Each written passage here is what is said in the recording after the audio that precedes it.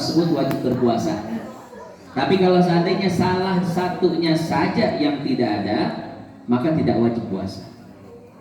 Pertama apa? Islamun, yaitu beragama Islam.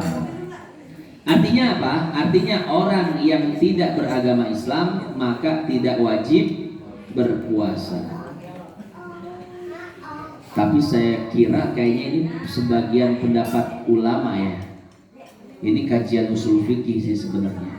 Apakah orang kafir itu wajib sholat, wajib puasa? Itu kajian usul fikih. Nah tapi kita ikuti saja apa maunya pengarang ya. Kata pengarang Islamun, syarat wajib puasa itu harus beragama Islam. Mantuk mafhum mukhalafah kontekstualnya adalah bahwa kalau orang kafir tidak wajib puasa. Yang kedua, wa taklifun, yaitu balik dan berakal. Artinya apa? Artinya kalau belum balik maka tidak wajib puasa. Seperti siapa? Habibi. Habibi udah balik belum? Belum.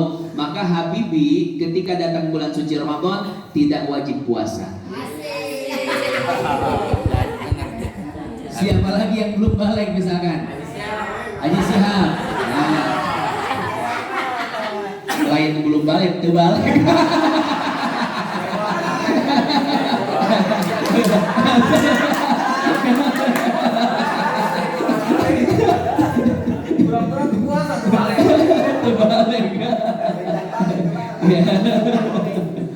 Ya, jadi kalau anak kecil yang belum balik itu tidak wajib berpuasa. Ya, ada kisah seperti ini. Dulu Imam Syafi'i itu sangat terkenal keilmuannya, padahal beliau masih kecil. Akhirnya beberapa ulama datang ke tempat Imam Syafi'i ada. Ditanya ke ulama-ulama yang imamahnya besar-besar, wahai para syekh, para ulama, ya, saya pengen ketemu Imam Syafi'i di mana? Ditunjuk, no, Imam Syafi'i di sono. Yang mana orangnya? No, yang mana? Itu anak kecil. Disamperin, ya, itu bulan suci Ramadan. Orang-orang lagi puasa, Imam Syafi'i lagi makan aja. Ditanya, Imam Syafi'i, bukankah kau seorang ulama? Tapi mengapa kau tidak berpuasa di bulan suci Ramadan? Apa jawaban Imam Syafi'i? Orang saya belum balik. Ya, orang saya belum balik. Masya Allah, belum balik udah jadi ulama besar. Ya, luar biasa. Artinya apa? Artinya memang kalau belum balik maka belum wajib puasa. Ya, itu dari segi hukum. Tapi dari segi adab dan akhlak, maka orang tua harus melatih anaknya. Ketika anak itu sudah sampai umur 7 tahun, ini mendidik anak itu, Bu, sudah diajarkan oleh Nabi. Apa kata Nabi? Ya, kata Nabi, muru auladakum bis-shalah wa hum abna'u sab'in. Perintahkanlah anak kalian untuk melaksanakan sholat ketika mereka sudah berusia 7 tahun. Tuh, Bu. Jadi ketika anak sudah usia 7 tahun, maka sudah mulai disuruh-suruh untuk melaksanakan sholat. Ya. Kalau tidak mau, maka boleh digertak. Kalau nggak sholat, nanti nggak dibeliin mainan. Kalau nggak sholat, nanti nggak dikasih uang jajan. Ya, itu umur 7 tahun. Umur 7, 8, 9, ya, 3 tahun.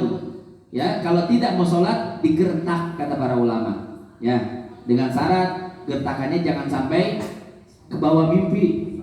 Artinya jangan kasar, jangan ngomel-ngomel, ya. Sekedar mendidik saja. 3 tahun, 7, 8, 9 dididik dengan ucapan, ya, dinasehatin dan lain sebagainya.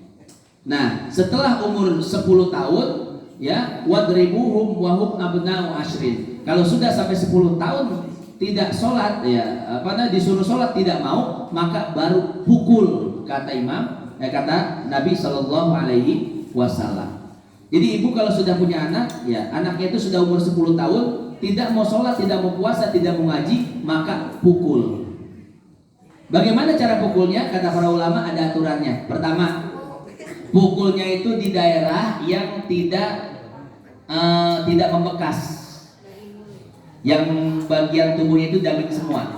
Di mana? Di pantat. Bohol mah liangna mah.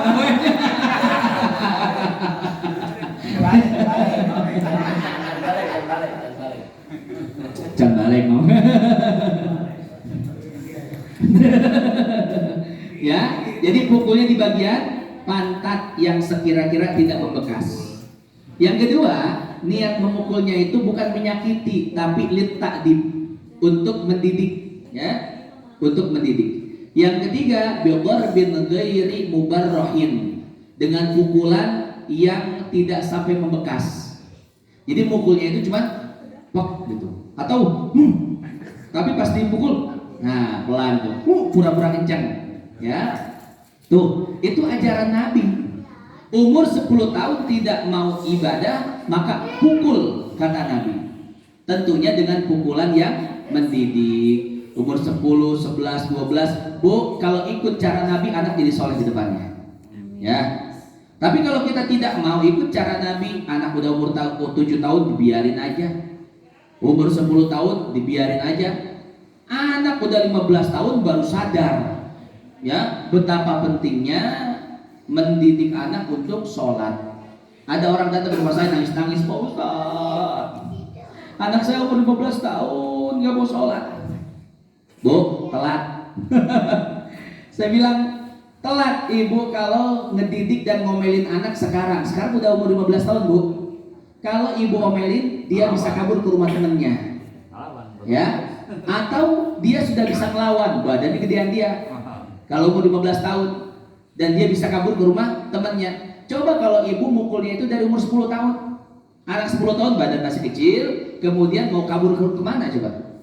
Nggak ada, pasti mau tidak mau nurut kepada orang tua. Tuh, dari kecil kata Nabi, ya. Jangan nunggu gede dulu baru disuruh sholat, disuruh ini dan lain sebagainya. Telat, badannya gedean dia.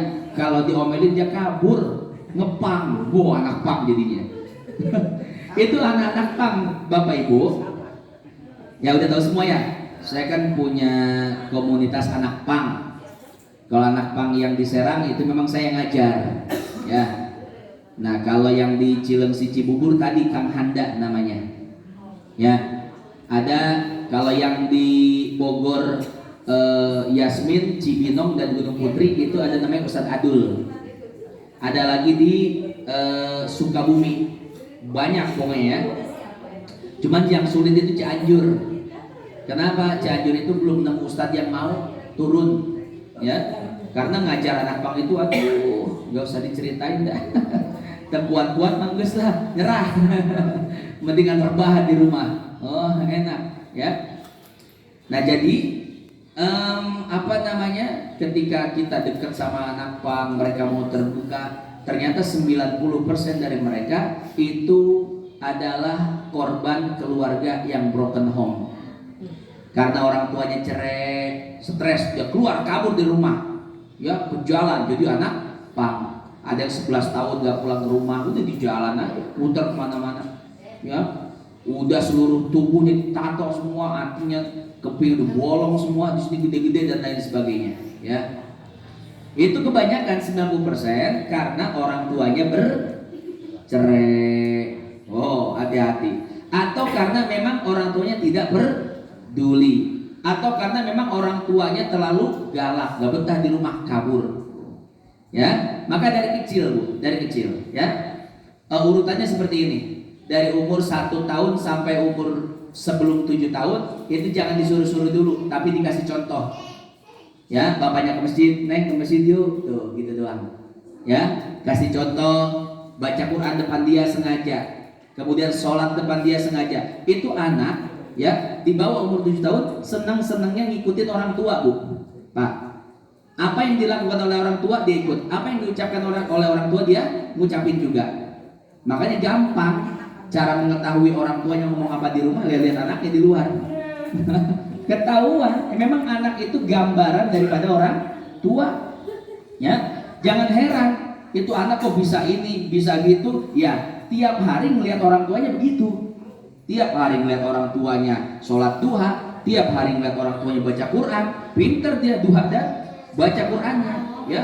Karena apa yang dilihat oleh anak itulah yang akan diucapkan dan dilakukan. Di bawah umur 7 tahun. Pokoknya di bawah umur 7 tahun tuh jangan dipaksa apa-apa. Baik belajar, sekolah dan lain sebagainya. Ya, nggak mau masuk sekolah biarin, maunya main, emang belum waktunya. Ya, nggak mau nulis, nggak mau ini biarin. Ya, di bawah 7 tahun. Ya, jangan dipaksa-paksa anak di bawah 7 tahun. Nah, setelah umur 7 tahun baru tuh umur 7 tahun tuh dinamakan usia tamyiz. Usia tamyiz itu usia yang sudah bisa membedakan mana yang baik, mana yang benar. Ulama itu mengibaratkan sosok seseorang yang sudah bisa membedakan mana tamroh, mana jamroh. Tamroh itu kurma, jamroh itu bara api. Umur 7 tahun itu sudah bisa membedakan mana yang baik dan mana yang buruk. Makanya ketika memerintah gertak sedikit, sholat. Kalau nggak sholat, nggak diajak jalan-jalan. 7, 8, 9. Umur 10 rada keras sedikit, pukul. Tapi pukulnya di bagian apa? Pantat, sama seperti kita mukul istri kita. Pantat. Ya, Pak Ade ya.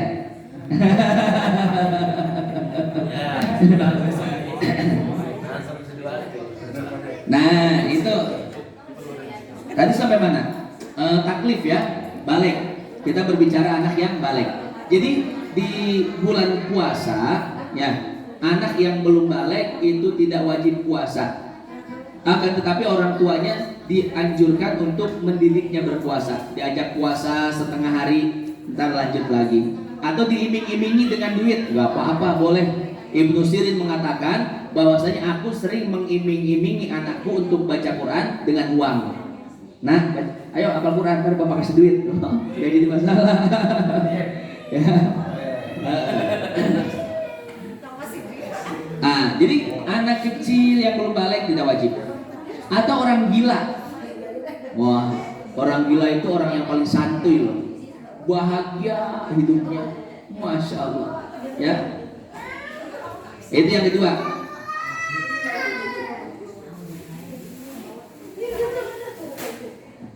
Yang ketiga, waiqaqatun, kuat berpuasa. Artinya apa? Artinya orang yang tidak kuat berpuasa maka tidak wajib berpuasa. Seperti siapa? Seperti orang yang sudah sepuh.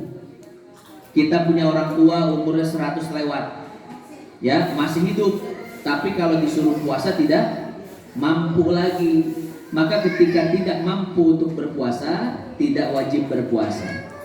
Bagaimana? Apakah harus diqadha apa bayar fidyah? Orang yang tidak mampu untuk berpuasa karena usia, maka tembusannya adalah fidyah. 1 hari puasa yang ditinggalkan, fidyahnya adalah 3/4 liter beras. Jadi nggak sampai 1 liter ya, 3/4 liter. Ya, kalau seandainya 30 hari tidak berpuasa, maka 3/4 liter kali 30. Ya kita lempengin dah 30 liter. 30 liter itu setengah karung, karena 1 karung itu 60 liter Pak Haji ya. Kurang lebih 1 karung itu 60 liter, setengah karung 30 liter. Ya, begitu THR turun atau cair, wah, langsung beli beras setengah karung, kasih ke fakir miskin. Ini fidyah orang tua saya. Selesai. Itu cara bayar fidyah orang tua ya. Bisa sekaligus nanti di akhir, atau bisa dicicil. Setiap hari keluarin 3/4 liter beras, atau lempengin dah seliter ya. Hari kedua seliter, ketiga seliter, boleh seperti itu ya. Itu yang ketiga. Jadi syarat yang ketiga, syarat wajib puasa itu mampu atau kuat berpuasa. Yang ketiga, yang keempat sehat. Orang sakit jangan dipaksa puasa. Tapi sakitnya itu adalah sakit yang apabila diajak berpuasa maka sakitnya akan bertambah. Adapun kalau cuma sakit bisul, ya, cuma bisul doang nggak mau puasa, ini nggak ada hubungannya. Ya, bisul, cantengan, sakit gigi tetap wajib puasa. Ya. Jadi sakit yang diperbolehkan untuk tidak berpuasa adalah sakit yang apabila dipakai berpuasa akan bertambah sakitnya. Seperti emah, terus demam berdarah, tipes, lagi tipes suruh puasa. Ya bagaimana ceritanya itu ya? itu bisa tambah sakit, maka boleh tidak berpuasa. Syarat yang keempat, sehat. Syarat yang kelima, mukim. Artinya apa? Artinya kalau dalam perjalanan maka tidak wajib puasa. Pak D pulang kampung, nanti Pak D. Boleh. Hah? Kutoarjo. Oh itu jauh meneh. Jauh tenang ya. Mau jauh tenang. Luar biasa, ya. 8 jam. Pakai ilmu saya angin cuma semenit.